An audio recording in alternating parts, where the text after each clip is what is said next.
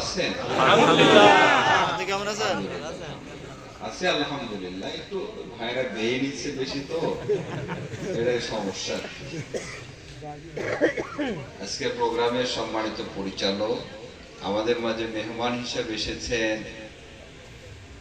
উপজেলার সাবেক vice chairman,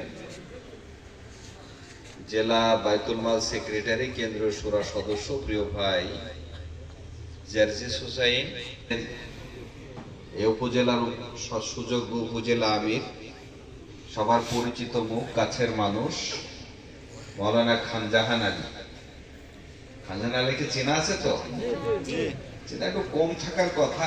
17 বছর বাড়ি আর ঘর এই করতে করতে সময় গেছে, বুঝা গেল কিনা?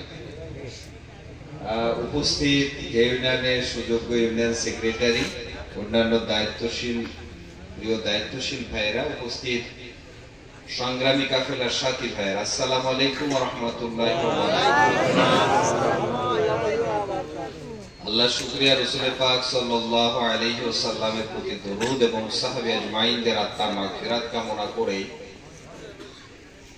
আমি কথা বাড়াবো না। অমনি ঠান্ডা পড়ছে, এরপরে আবার আরেকটা প্রোগ্রাম চলছে বিশ্বনাথপুরে, ওটা শেষ করে পৌরতে একটা প্রোগ্রাম চলছে, সুযোগ হইলে হবে, নইলে ছুটি আর কি। তো কিছু কথা আমাদের একটু ধারণা দেওয়ার দরকার। আমরা তো 24 সালের 5ই আগস্ট স্বাধীনতা লাভ করেছে নাকি? আমরা পরাধীন ছিলাম না, অন্য কোনো দেশেও ছিলাম না, কিন্তু কথা বলার অধিকার ছিল না, ছিল নাকি? যার দোকানে কথা বলে, হ্যাঁ এত জোরে কথা বললো না, কি হয় বলা যায় না, মানে অদৃশ্য শিকল দিয়ে বাঁধা ছিল।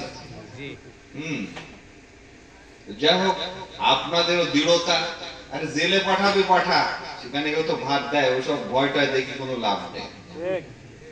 এই সাহসের কারণে আজকের পরিবর্তন, আলহামদুলিল্লাহ। বিগত সময়টা আমাদের উপর দিয়ে বিশাল ক্রাইসিস পিরিয়ড গিয়েছে, বিশাল ক্রাইসিস, যেটা আমাদের কল্পনা বা আমরা বুঝতেও পারছি না, এবং সাধারণ জনগণ বোঝেও না, না বুঝাইলে। আর যারা বুঝাবে তাদের 17 বছর কথা বলার অধিকারও ছিল না, কথা বললেই খবর আছে। যার কারণে কথাগুলো তুলে ধরা সম্ভব হয়নি। আমি এর আগে হয়তো বলেছি কিনা, আজকে আমি যুবকদের আধিক্য দেখছি এই জায়গাতে। আমার শ্রদ্ধাভাজন মুরব্বীরা এতকাল যাদের সাথে এসেছে, অনেকে আমাদের মাঝ থেকে বিদায় নিয়েছে, অনেকে বিছানাতে আসতে পারেনি। এখন যুবকদের আধিক্য, বোঝা গেল কিনা? এই যুবক কিন্তু অন্য দেশে গেলে এই যুবকদের পাওয়া যাবে না। আমাদের দেশ এবং আফ্রিকাতে, দক্ষিণ আফ্রিকাতে যুবকদের আধিক্য আছে। আমরা যদি মনে করি জাপানে যে একটা যুবককে খুঁজব, জাপানে যে একটা যুবক পাওয়া মুশকিল আছে। একটা দেশের কথা, একটা গ্রামের কথা লিখছে, ওই গ্রামে 25 বছর আগে 12,000 লোক বাস করত, কিন্তু বর্তমান লোক সংখ্যা সেখানে 6,000। কিছু লোক বাইরে চলে গেছে শহরে, আর বাকি মারা গিয়েছে, জন্ম হয়নি। জন্মটা কেমন?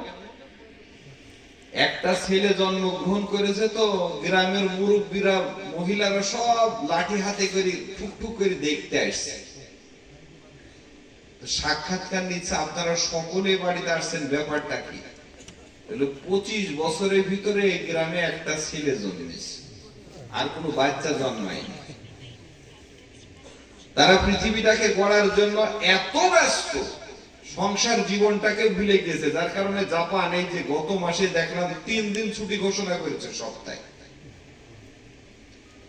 তাদের দেশে উন্নত প্রযুক্তি এগুলো চালাবার জন্য আমাদের দেশ থেকে ব্রিলিয়ান্ট ছেলেদেরকে নিয়ে যাচ্ছে, আর আমাদের দেশে ব্রিলিয়ান্ট ছেলেদেরকে আমরা জায়গা দেয়নি, তাদের গবেষণা দেয়নি, তাদের চলার মতো আমরা সুযোগ সুবিধা দেয়নি, তাদের টাকা পয়সা দেয়নি। যার কারণে উন্নত বিশ্ব যেগুলো আছে সেই সব দেশে তারা চলে যাচ্ছে।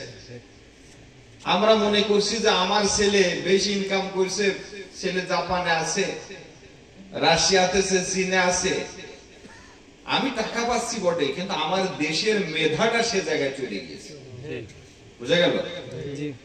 আর আমাদের দেশের যুবকদেরকে শেষ করার জন্য, এই যে আমাদের দেশে যুবকদের আধিক্য অন্য দেশে নেই, এবং এই যুবকটা 40 সাল পর্যন্ত এরকম বাড়বে, তারপরে কিন্তু আবার আমাদের দেশে যুবকদের সংখ্যা কমে যাবে, মানুষের জন্মের হার কমে যাবে। এটা গবেষণা বলছে। এটা যদি কমে তখন অনেক স্কুল বন্ধ হয়ে যাবে, কলেজ বন্ধ হয়ে যাবে, অনেক বাজারের সংকট সৃষ্টি হবে।